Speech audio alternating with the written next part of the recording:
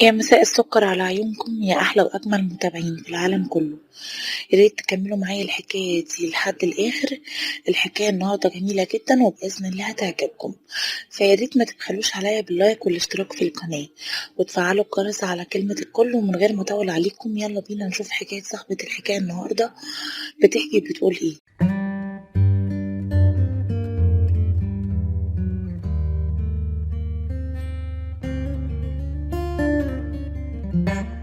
صاحبة الحكاية بتقول أنا عندي 25 سنة والحمد لله على قدر عالي من الجمال. طول عمري وأنا ملتزمة بحجابي وبصلاتي وبصيامي. قبل ما اتجوز كان بيحبني ابن عمي دوت عايش في الشارع اللي احنا عايشين فيه. يعني عمي وعمي كلهم عايشين في نفس المنطقة. بيوتنا كلها جنب بعض وقريبة من بعضيها جدا. أنا ما كنتش بحب ابن عمي ده، كنت دايما بعتبره زي أخويا، لكن هو كان دايما بيحبني وكان دايما بيطاردني من أيام الدراسة والمدرسة والدروس.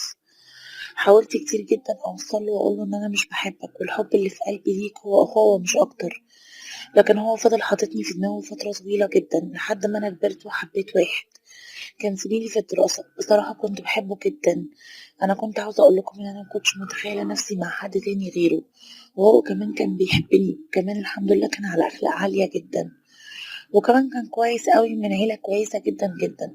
فعلا بعد ما خلصنا دراستنا جه وتقدم لي، وابويا كان مرحب قوي، الا عمي وعيال عمي دول هما اللي كانوا رابطين فكره ان انا اتجوز بره او ان انا اتجوز واحد غريب، لان هما كانوا دايما مستخسريني في اي واحد غريب.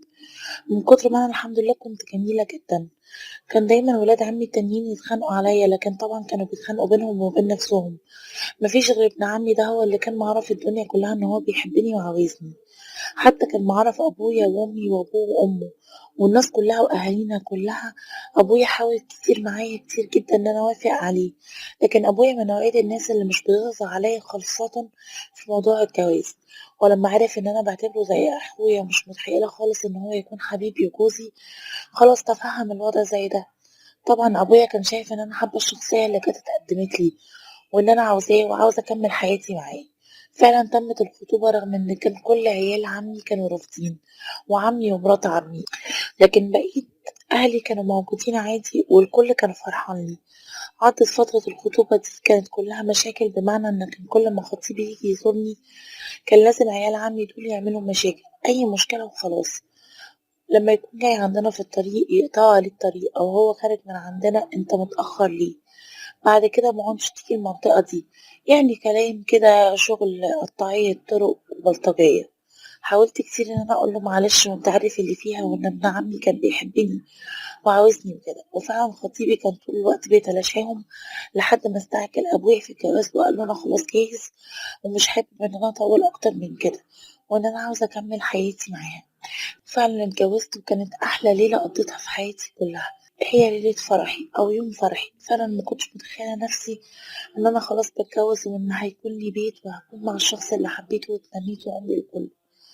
برغم إن عيال عمي مسكتوش جم الفرح وعملوا خناقة مفيش مع أهل العريس، لكن طبعا الموضوع برضه اتلم وعدى على خير الحمد لله. ومن ساعة ما اتجوزت جوزي قال لي بلاش تروحي عند أبوكي وأمك، وبلاش إن انتي اللي تروحي تزوريهم، أبوكي وأمك عاوزين يشوفوكي على عيني وعلى راسي. هعمل غدا وعشاء واليوم اللي جايين فيه يجوا ياكلوا معانا، وهفرش لهم الأرض حرير، لكن انتي بلاش تروحي لأن أنا طبعا خايف عليكي تروحي هناك من هنا ورايح. فعلا عرفت أبويا وأمي بكل ده، وهما كانوا شايفين إن هو ده الرأي والكلام الصح. عدت سنة واتنين وخلفت فيهم بنت وولد، وكنت عايشة حياة سعيدة جدا مع جوزي. بصراحة كان جوزي بيحبني جدا وأنا كمان كنت بعشقه عشق، وما كنتش خالص بقدر إن أنا أنام ليلة من غير ما يكون جنبي. يعني لو جاي في الشغل أو متأخر ما كانش بيجيلي نوم ولا يغمض لي عين غير لما يكون هو معايا في البيت وأبقى مطمنة إن هو معايا. كانت من الناحية التانية وبعد مرور الأيام والسنين دي كلها كان ابن عمي خطب مرتين وساب خطيبته، وكان دايما بيوصل لي كلام إن هو لسه بيفكر فيا ولسه عايزني، ولسه بيقول كمان وبيقعد مع الشباب والجدعان زمايله بيقولهم إن هي بتاعته وإن أنا لازم أطلعها من جوزها بأي طريقة. طبعا مرت السنين وجه أبويا تعب وتوفى الله يرحمه، وكانت دايما أمي عايشة لوحدها، عشان كده كان لازم أروح أزورها دايما، خاصة بعد وفاة أبويا المرض مسكها. فعشان كده رجليا جرت على بيت أبويا بعد وفاته، كانت أوقات كتير بيكون جوزي جاي معايا، لكن طبعا في أوقات ومرات بيكون جوزي مشغول في شغله فبيقول لي روحي انت. وكان وقتها مش قادر ان هو يمنعني عن بيت ابويا لان عارف ان امي ست مريضة، وكان لازم ان انا على الاقل يومين في الاسبوع اروح لها. ففعلا كنت بعمل كده، لكن لما كنت بروح كنت بصطدم في ابن عمي وولاد عمي اللي هناك. كانوا كلهم الا ابن عمي اللي هو كان دايما بيعاملني معاملة مختلفة، يعني الحب والهيام، ويقعد ان هو يقول ويعمل ان هو بيدخل ورايا المطبخ ويجيلي البيت عند بيت ابويا ويزن على دماغي وانا لسه بحبك وانا اولى بيكي من الغريب وكل الكلام ده. بمعنى اصح كان بيحاول يخليني ان انا اكون ليه باي طريقه واعجب بيه باي طريقه وباي شكل من الاشكال. لكن طبعا انا حبي ووفائي لجوزي كان بيمنعني ان اعمل حاجه زي كده. وفي يوم من الايام لقيت مرات عمي جت وبتقولي انا عازماكي عندنا النهارده على الغدا، انتي ومامتك، وانتي من يوم ما اتجوزتي ما دخلتيش بيتنا نهائي. وبصراحه كده عمك قال لي اعزميها النهارده على الغدا عشان خاطر منظرها قدام اهل جوزها وجوزها. طبعا ما كانش ينفع ارفض رغم ان انا كنت متضايقه وانا رايحه، بس قلت لماما كده وقالت لي ما تخافيش من اي حاجه طول ما انا معاكي. وطبعا فعلا رحت ولاحظت ان في حاجه مش مظبوطه بتحصل في اليوم ده. اتغدينا والدنيا كانت ماشية زي الفل، ولقيت مرات عمي بتقول لأمي تعالي أنا عاوزاكي معايا في مشوار مهم جدا، ومش هعرف أعمل المشوار ده غير لما تكوني انتي معايا واخد رأيك في الحاجات اللي أنا هجيبها، لأنها كانت بتجهز لبنتها. وكانوا دايما يعني بيكبروا بماما وكده. ماما عشان خاطرها قالت لها عشان ما تزعلش منها راحت معاها. وطبعا فضلت قاعدة في بيت أبويا لأني كنت رجعت بعد الغدا على بيت أهلي. لقيت ابن عمي ده جاي وجايب حلويات لعيالي وعصير وشيبسيات وحاجات من دي. قلت مش مشكلة، يمكن فعلا اللي في دماغه، ويمكن عاقل، ويمكن حاجات كتيرة قوي. وقعد يتكلم معايا بأسلوب كويس جدا.